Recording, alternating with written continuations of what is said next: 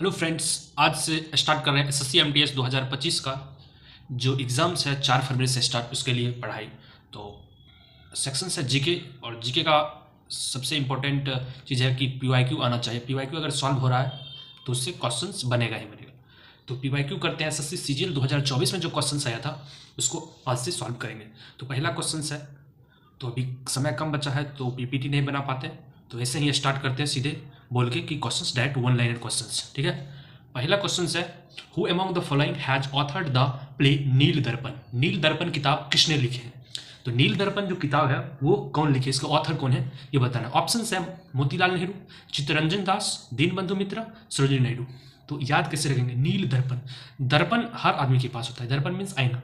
तो दीन, गरीब हो, दीन हो, उसके पास भी क्या होगा? दर्पण होगा। तो दीन बंधु मित्रा इसके ऑथर हो जाएंगे, कभी हो जाएंगे। इस तरीके से याद रख सकते हैं। ये क्वेश्चन एसएससी सीजीएल में 2024 में 9 सितंबर फर्स्ट शिफ्ट में पूछा गया था। ठीक है, इस तरीके से 9 सितंबर 2024 में फर्स्ट शिफ्ट का क्वेश्चन है, पहले वो करेंगे, धीरे धीरे आगे बढ़ेंगे। ठीक है, तो पहला क्वेश्चन था नील दर्पण, इसका ऑथर कौन है? दीनबंधु मित्र। ठीक है, तो हर क्वेश्चन को इतना एक्सप्लेन नहीं करेंगे, डायरेक्ट आंसर करेंगे, वन लाइनर है। ठीक है, नेक्स्ट क्वेश्चन है, which of the following award was one by Lata Mangeshkar in the year 2001। 2001 में लता मंगेशकर को कौन सा अवार्ड मिला था? तो सबको पता होगा 2001 में लता मंगेशकर जी को भारत रत्न से सम्मानित किया गया था। और इसके साथ साथ लता मंगेशकर को 2001 में भारत रत्न मिला, उसी समय बिस्मिल्लाह खान को भी भारत रत्न मिला। ये भी याद रखना है। ठीक है, ये भी क्वेश्चन पूछा गया। तो ये दूसरा क्वेश्चन था। तीसरा क्वेश्चन था, इसमें से करेक्ट ऑर्डर बताना है बेसिसिटी का। बेसिसिटी का ऑर्डर बताना है, और ऑप्शंस दिया है lithium oxide, sodium oxide, potassium hydroxide, सब हाइड्रोक्साइड है, और लिथियम, सोडियम, पोटासियम और सीजियम। इस तरीके से ऑप्शंस दिया है। तो पीरियडिक टेबल का क्वेश्चन है, अगर पीरियडिक टेबल में ऊपर से नीचे आते हैं तो क्या होता है? मेटलिक कैरेक्टर बढ़ता है तो बेसिसिटी बढ़ेगा। तो बेसिसिटी बढ़ेगा तो ऊपर से नीचे आने में मेटल का बेसिसिटी बढ़ता है, क्योंकि metals are basic in nature होते हैं और non metals are acidic in nature. तो ऊपर से नीचे जैसे लिथियम, सोडियम, पोटासियम, सीजियम, तो सबसे ज़्यादा बेसिसिटी क्या होगा? नीचे वाला का सीजियम का, उसके बाद पोटासियम, तब सोडियम, तब लिथियम होगा। तो ये ऑर्डर करेक्ट ऑर्डर है। तो पहले कौन सा होगा? ऐसे पढ़ते हैं lithium, sodium, potassium, lithium, sodium, potassium, caesium. तो सीजियम का सबसे ज्यादा होगा, तब पोटासियम, तब सोडियम, तब लिथियम होगा। ठीक है, नेक्स्ट क्वेश्चन है, हु फाउंडेड द प्रार्थना समाज इन मुंबई 1867। 1867 में प्रार्थना समाज का फाउंडेशन मतलब स्थापना कौन किए थे? तो प्रार्थना समाज क्वेश्चन से भी आंसर मिलता है कुछ। जैसे प्रार्थना समाज मुंबई में एस्टेब्लिश किया गया था। कब किया गया था? 1867 में।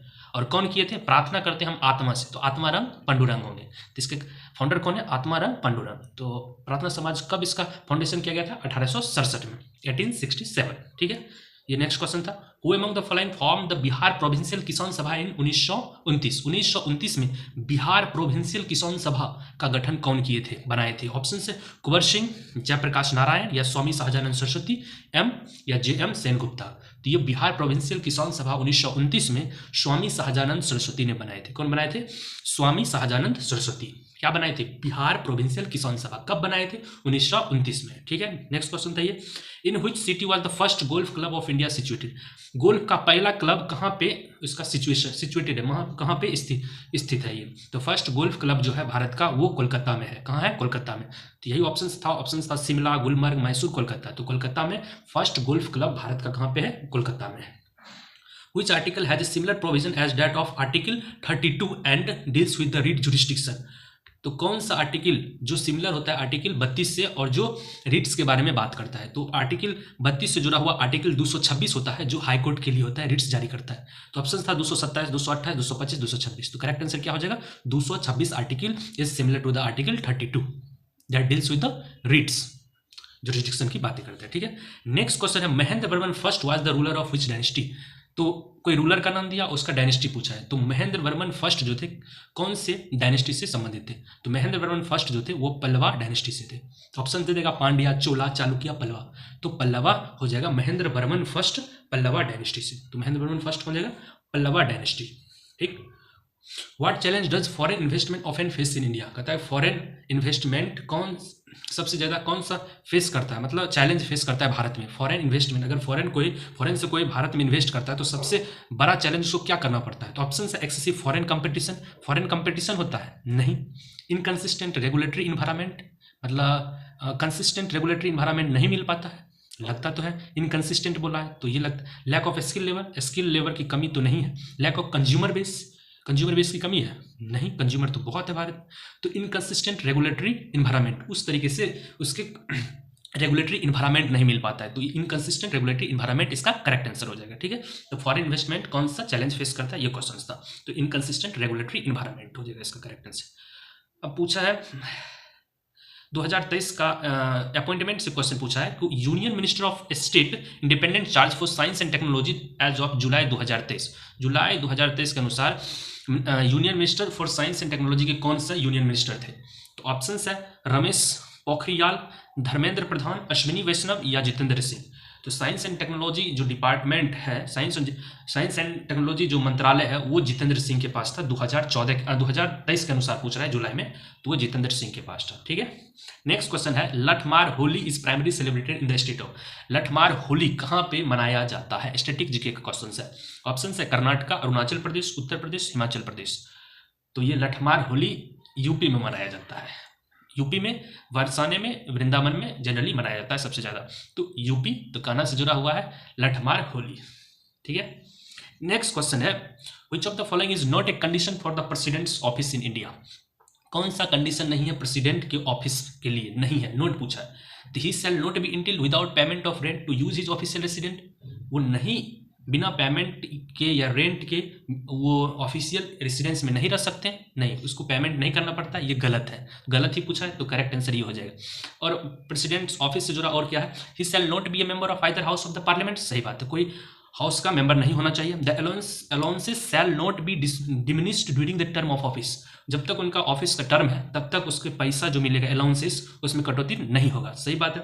ही shall not hold any office of profit. कोई ऑफिस ऑफ प्रॉफिट होल्ड नहीं किए होने चाहिए प्रेसिडेंट बनने के लिए, तो नहीं, ये भी सही है कि कोई भी ऑफिस ऑफ प्रॉफिट नहीं होना चाहिए। तो नोट पूछा था, तो he shall not be entitled without payment of rent to use his official resident.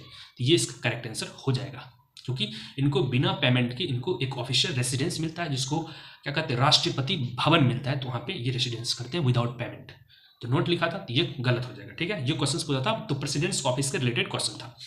Next question है which Indian among the following has his name in the time magazines 100 most influence people of 2021। तो ये 2024 का question है, लेकिन 2021 के अनुसार पूछा है कि 100 मोस्ट इन्फ्लुएंस पीपल के टाइम मैगजीन्स में 100 मोस्ट जो इन्फ्लुएंशियल पीपल थे, जो इन्फ्लुएंस किए, उसके लिस्ट में कौन थे। ऑप्शन है नीरज चोपड़ा, नरेंद्र मोदी, विराट कोहली, अमित शाह। तो टाइम मैगजीन्स के लिस्ट 100 में 2021 के अनुसार 100 मोस्ट इन्फ्लुएंस पीपल के लिस्ट में नरेंद्र मोदी का नाम था, तो नरेंद्र मोदी हो जाएगा इसका करेक्ट आंसर। विराट कोहली नहीं थे, नीरज चोपड़ा भी नहीं, अमित शाह भी नहीं। ठीक है, ये पूछा था 2024 में। ठीक, अब क्वेश्चन है when the analysis of population density is done by calculating it through a net cultivated area, then the measured is termed as। तो कहता है जब पॉपुलेशन डेंसिटी को किया जाता है नेट कल्टिवेटेड एरिया से, नेट मतलब जितना कल्टीवेशन करते हैं उस एरिया से, जब पॉपुलेशन डेंसिटी को कैलकुलेट किया जाता है तो उसको कौन सा टर्म देते हैं। तो नेट कल्टीवेटेड एरिया के लिए एग्रीकल्चर डेंसिटी देते हैं क्या, या फिजियोलॉजिकल डेंसिटी, या ग्रॉस डेंसिटी, या नेट डेंसिटी। ऑप्शन है, तो जो हम अगर पॉपुलेशन डेंसिटी कैलकुलेट करते हैं नेट कल्टीवेटेड एरिया से, उसको एग्रीकल्चर डेंसिटी कहते हैं। नहीं, एग्रीकल्चर डेंसिटी नहीं कहते हैं, क्योंकि कल्टीवेटेड एरिया है, सोचेंगे हाँ एग्रीकल्चर से रिलेटेड मार देंगे ऑप्शन, लेकिन गलत हो जाएगा। फिजियोलॉजिकल डेंसिटी कहते हैं। अगर हम पॉपुलेशन डेंसिटी को मतलब जनसंख्या घनत्व अगर कैलकुलेट करें नेट कल्टीवेटेड एरिया से, तो उसको कहते हैं फिजियोलॉजिकल डेंसिटी। ठीक है, ये करेक्ट आंसर हो जाएगा।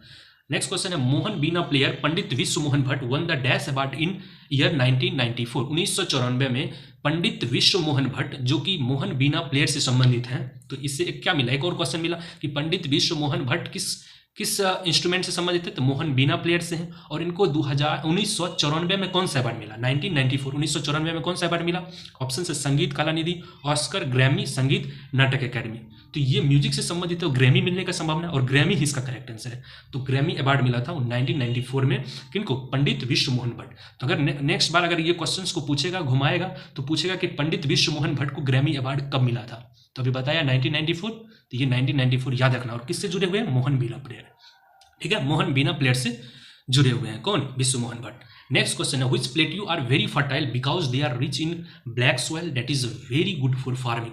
तो ब्लैक सॉइल से कौन सा प्लेट्यू जो कि बहुत ही फर्टाइल होता है, तो ऐसे याद कर सीधे ब्लैक सॉइल किस प्लेट्यू में पाया जाता है, डायरेक्ट क्वेश्चन है। अफ्रीकन प्लेट्यू ऑप्शन है, या यूथोपियन प्लेट्यू, कतांग प्लेट्यू, या डेक्कन लावा प्लेट्यू। तो डेक्कन लावा से ही ब्लैक सॉइल बनता है, तो इससे अंदाजा लगा सकते हैं, एलिमिनेट करके हम मान सकते हैं कि डेक्कन लावा प्लेट्यू इसका करेक्ट आंसर होगा, क्योंकि ब्लैक सॉइल का फॉर्मेशन किससे होता है, ज्वालामुखी फटता है, लावा निकलता है उससे। तो डेक्कन लावा प्लेट्यू से ब्लैक सॉइल, जो कि वहाँ पे बहुत फर्टाइल होता है और कल्टीवेशन के लिए बहुत ही उपयोगी होता है। तो ब्लैक सॉइल्स कहाँ पाया जाता है, डेक्कन के लावा प्लेट्यू में। तो ये करेक्ट आंसर हो जाएगा। ठीक है, नेक्स्ट क्वेश्चन है बहुत ही, ये सबसे डिफिकल्ट क्वेश्चन में आता है, कह रहा है which of the following pair is incorrect regarding the grade of organisation and its example. Organisation के ग्रेड से क्वेश्चन पूछा गया था कि कौन सा गलत है, वो सेलुलर ग्रेड ऑर्गेनाइजेशन साइकोन को बतलाता है, इस टाइप से था। और फोटोप्लास्टिक ग्रेड ऑर्गेनाइजेशन पैरामीशियम होगा, या cell tissue grade organisation jellyfish होगा, या tissue organ grade organisation euplectella होगा। तो ये क्वेश्चन थोड़ा टिपिकल लगा, बायो का है और इसमें इनकरेक्ट पूछा है, तो टिश्यू ऑर्गेन ग्रेड ऑर्गेनाइजेशन यूप्लेक्टिला से नहीं होगा, ये करेक्ट आंसर है। ठीक है, तो ये क्वेश्चन छोड़ने वाला है, बाद में करेंगे। और who is the chief minister of Tamil Nadu as of July 2023। तो अपॉइंटमेंट पूछता है, हल्के में नहीं लेना है अपॉइंटमेंट, तो करंट अफेयर्स बहुत इंपॉर्टेंट हो जाता है। तो जुलाई 2023 में चीफ मिनिस्टर तमिलनाडु के कौन थे, तो तभी कौन थे, MK स्टालिन थे। कौन थे, MK Stalin. Which of the following state is the biggest producer of pulse. मतलब पल्स मीन्स होता है दाल में सबसे ज्यादा उत्पादन कौन सा राज्य करता है, दाल का सबसे ज्यादा उत्पादन कौन सा राज्य करता है। ऑप्शन है मध्य प्रदेश, हरियाणा, पंजाब, बिहार। तो सबसे ज्यादा दाल का उत्पादन मध्य प्रदेश करता है, MP। ठीक हो जाए, ये करेक्ट आंसर हो जाएगा। In which year was the project tiger launched in India. Bharat में प्रोजेक्ट टाइगर मतलब प्रोजेक्ट बा कब लॉन्च किया गया। ऑप्शन है 1985, 1973, 1973, 1972, 1970। कितना ईयर वाला क्वेश्चन पूछ रहा है कि डायरेक्ट अगर याद है 1972 होगा या 73 होगा, कंफ्यूजन होगा। तो प्रोजेक्ट टाइगर याद रखना है कब ये लॉन्च किया गया था, 1973 में, 1973 में। तो प्रोजेक्ट टाइगर, टाइगर क्या होता है, एक 73 होता है, 73 सिंह, मूवी देखे 73 सिंह, तो उससे रिलेट कर सकते हैं प्रोजेक्ट टाइगर 73 सिंह से 1973। The head office of board of control for cricket in India. तो BCCI का हेड ऑफिस कहाँ है, ये भी क्वेश्चन पूछा है। BCCI का हेड ऑफिस, BCCI का फुल फॉर्म क्या होगा, board of control for cricket in India. Head office कहाँ पे है, कहाँ पे है BCCI का हेड ऑफिस। ऑप्शन है मुंबई, कोलकाता, न्यू दिल्ली, चेन्नई। तो इसका करेक्ट आंसर हो जाएगा मुंबई में BCCI का हेड ऑफिस है, मुंबई। विच of the following decomposition reaction is not A redox reaction. तो केमिस्ट्री का भी आया क्वेश्चन, कौन सा रिडॉक्स रिएक्शन नहीं है। रिडॉक्स रिएक्शन क्या होता है, जिसमें ऑक्सीडेशन और रिडक्शन दोनों होता है, इसको कहते हैं रिडॉक्स रिएक्शन। तो ऑप्शन है decomposition of dihydrogen monoxide. Dihydrogen monoxide का डिकम्पोजिशन टूटेगा तो ये भी रिडॉक्स होगा, हाँ होगा, लेकिन पूछा है नोट। अच्छा ठीक है, decomposition sodium hydride, sodium hydride अगर डिकम्पोज होगा तो वो भी रिडॉक्स रिएक्शन बनाएगा, लेकिन decomposition calcium carbonate, calcium carbonate का डिकम्पोजिशन करके देखिए, कैल्शियम कार्बोनेट CaCO3 को तोड़ेंगे तो ये रिडॉक्स रिएक्शन नहीं शो करता है, तो यही इसका करेक्ट आंसर होगा। लेकिन पोटासियम क्लोराइड की बात करें वो भी रिडॉक्स रिएक्शन है। तो ऑप्शन 3 को नहीं है, एक है, और ऑड वन आउट करके एलिमिनेट करके हम बना सकते हैं। तो decomposition of calcium carbonate is not A redox reaction. ठीक, ये क्वेश्चन है रिडॉक्स रिएक्शन। नेक्स्ट क्वेश्चन है which of the following statement best defines the monoecious. इसमें से कौन सा स्टेटमेंट जो डिफाइन करता है मोनोइसियस। तो मोनोइसियस क्या होता है, ये मोनो लिखा है तो बोलेंगे कि एक flower with both androecium and gynoecium, ये होगा। या इफ मोनो मीन्स कहेंगे एक वाला, एक वाला ऑप्शन में a flower with gynoecium only, a flower with androecium only, या ए फ्लावर विथ डिथोकस। तो इसमें मोनोसियस है, इसका मतलब ओनली वन वाला नहीं मारेंगे, यहाँ पे होगा एक मोनोसियस मीन्स होता है एक flower with both androecium and gynoecium. एक फ्लावर जिसके पास एंड्रोसियम और जिम्नोसियम दोनों होते हैं उसको कहते हैं मोनोसियस। इसका करेक्ट आंसर ये होगा। ठीक है, नेक्स्ट क्वेश्चन है dash is a industry associated and self regulatory organisation SRO whose primary objective is to work towards the robust development of micro finance sector. तो क्वेश्चन है माइक्रो फाइनेंस सेक्टर का कौन सा इंडस्ट्री एसोसिएटेड है self regulatory organisation के रूप में, जिसका काम है क्या करना, माइक्रो फाइनेंस सेक्टर को डेवलपमेंट के लिए। तो सेल्फ हेल्प ग्रुप एसोसिएशन नहीं होगा, माइक्रो फाइनेंस इंस्टीट्यूशन नेटवर्क, हाँ माइक्रो फाइनेंस है, ये होगा। एक है options micro finance investment regulatory authority, ये इंडस्ट्री पूछा है ना कि अथॉरिटी, रेगुलेटरी अथॉरिटी पूछा है, तो इंडस्ट्री क्या हो जाएगा, माइक्रो फाइनेंस इंस्टीट्यूशन नेटवर्क हो जाएगा इसका करेक्ट आंसर। ठीक है, सबसे लास्ट क्वेश्चन है 9 सितंबर 2024 SSC सीजीएल का क्वेश्चन पूछा है detail about Sudarshan lake is given in a rock inscription at Girnar Junagadh which was composed to record the achievement of the Saka ruler। तो ये जो सुदर्शन लेक है कहाँ पे है, किस इंस्क्रिप्शन में बात किया गया, गिरनार इंस्क्रिप्शन जो कि जूनागढ़ गुजरात में है, और वो कंपोज किया गया है record the achievement, Saka ruler की अचीवमेंट, कौन सी साका रूलर की अचीवमेंट की गिरनार इंस्क्रिप्शन में लिखा गया है। तो ऑप्शन से रुद्र सिम्हा थर्ड, रुद्र दमन फर्स्ट, या चस्ताना, या मौइस। तो ये है जो सुदर्शन लेख है और गिरनार इंस्क्रिप्शन में ये बात करता है साका रूलर रुद्र दमन फर्स्ट के बारे में।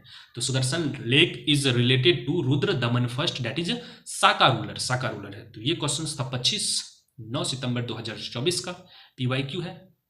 कैसे ही क्वेश्चंस को तौर पर रिपीट करता है और देखें करता है तो करेगा ही। तो ये क्वेश्चंस, और अगर आपको कोई क्वेश्चंस में डाउट हुआ हो तो कमेंट करिएगा बिलो। Thank you.